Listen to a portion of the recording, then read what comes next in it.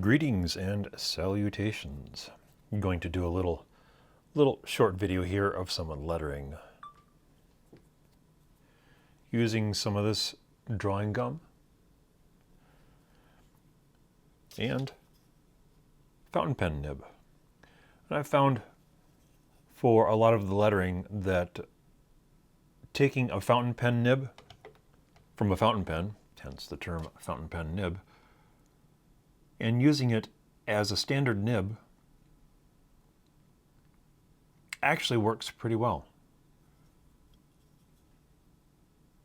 A highly polished rounded point that's designed specifically for writing and not quite so sharp as a drawing nib. Because one of the interesting things about drawing nibs, like any one of these, is that they cut into the paper as much as they draw into the paper.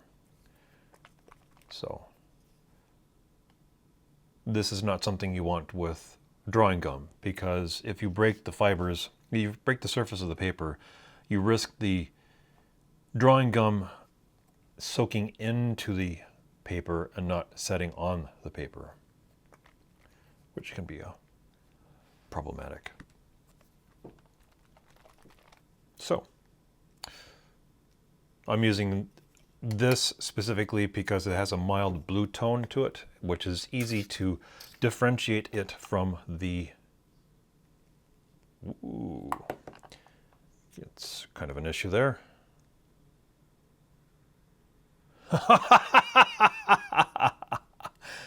That is not good. Well, I think we will go and get something else. Hold on.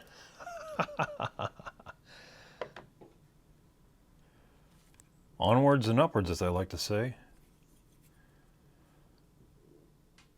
So I might make a video about that. Drawing gum and the same for drawing ink. They, wow. Kind of looks like we got the same thing going on here. Anyway, onwards and upwards. Different bottle, slightly better condition. And that's probably one thing that I would recommend is using a piece of test paper so that you don't go too crazy. I mean, obviously you can do all this crap digitally, so you don't have to deal with the inconveniences of problems. But, you know, where's the fun in that? Where's the charm in doing something like that? So you use the liquid mask just like drawing ink. The issue is, of course, since it's drawing mask or masking fluid,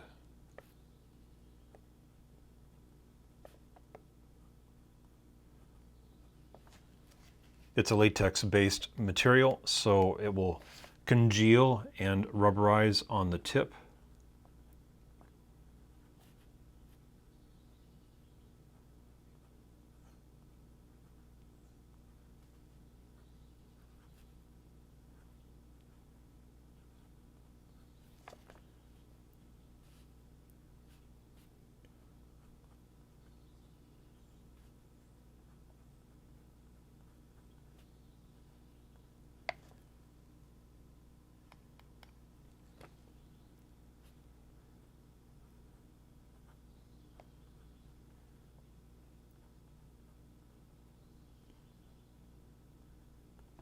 There.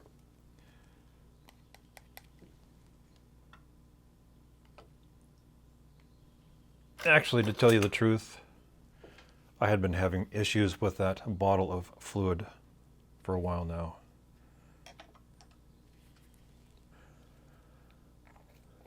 It's one of the reasons why I wouldn't recommend stockpiling a whole bunch of it, because chances are it's going to expire before it's ever being used.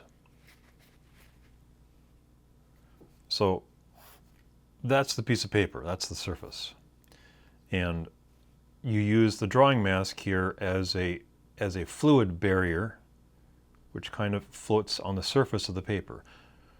Now, I've had issues with some kinds of paper where it kind of leaches a little bit into the paper, and when you rub the masking fluid off, it tears up the paper. This is used primarily, from my experience, primarily for watercolor, for sharp, crisp lines and for highlights. Anyway, on this right here, so you got the paper and you have this film of drawing mask that's sitting on the paper. And then you go over that paper with ink. And then once the ink is dried, you wipe away, rub away, like a heavy paper towel or something like that. I wouldn't recommend using an eraser until after the drawing ink has been taken away, because there is the chance that residual ink might cause a smear. So you want to use something absorbent like a heavy paper towel. And you wipe away the liquid mask, and if everything is working according to plan, and sometimes it does, sometimes it doesn't, the area that the liquid mask was sitting on is not touched by the ink. And again, all of this can be done digitally, very convenient and very fast and very perfect. But, at that point, you might as well just have AI do everything for you. Isn't that the whole dream about AI, is we're going to be saved from the inconvenience of being human? A lot of times for doing stuff like this, I use old ink or ink that doesn't flow so well.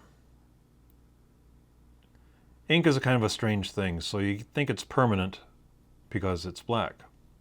Well, no, it's permanent because it uses a water-resistant binder that holds the black particles together in a fluid suspension. Chinese and Asian ink uses, generally speaking, a animal hide or animal skin glue binder, and India ink, because it uses shellac as a binder. Shellac is a product of India, that's why it's called India ink. But the binder ages, oxidizes, grows old, and so it won't affect the permanence of the ink, but it will affect flow and will affect a lot of other little things that are sometimes important with ink that I've noticed, and of course, just from my experience.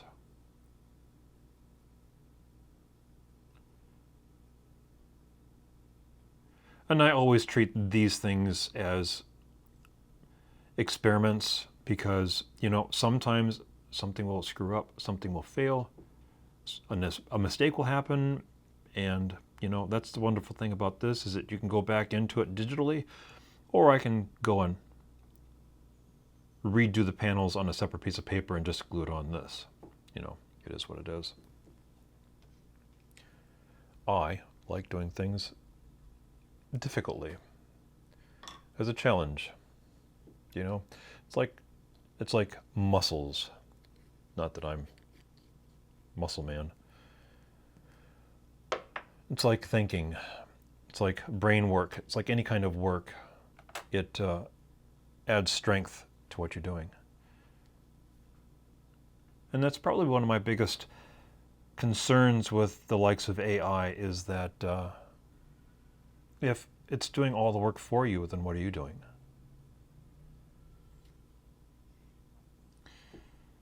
One thing too, so there's a little bit here that's not quite dry. And one of again, this is from experience and screwing up.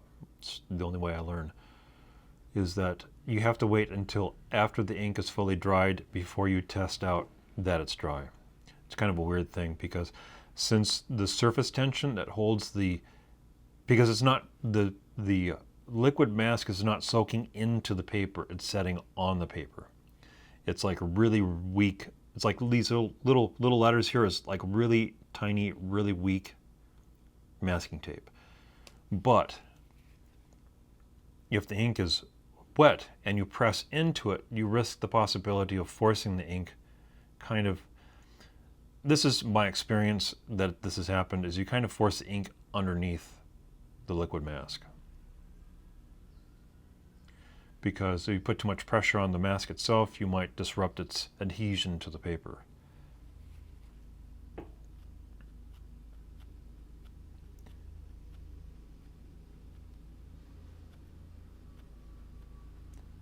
And this is just to take off any excess residual ink that sits on top, because where the letters are, where the liquid mask is, you have ink sitting on that that's dry, and there is always a risk that that ink will smear. I've had that happen where I'm wiping away and all of a sudden get this gray streak down the page. Very uncool. So, the great reveal.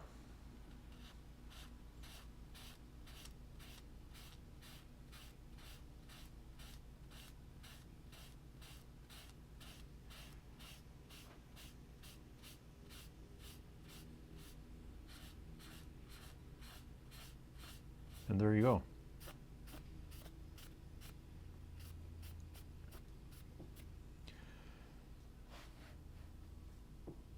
There you go.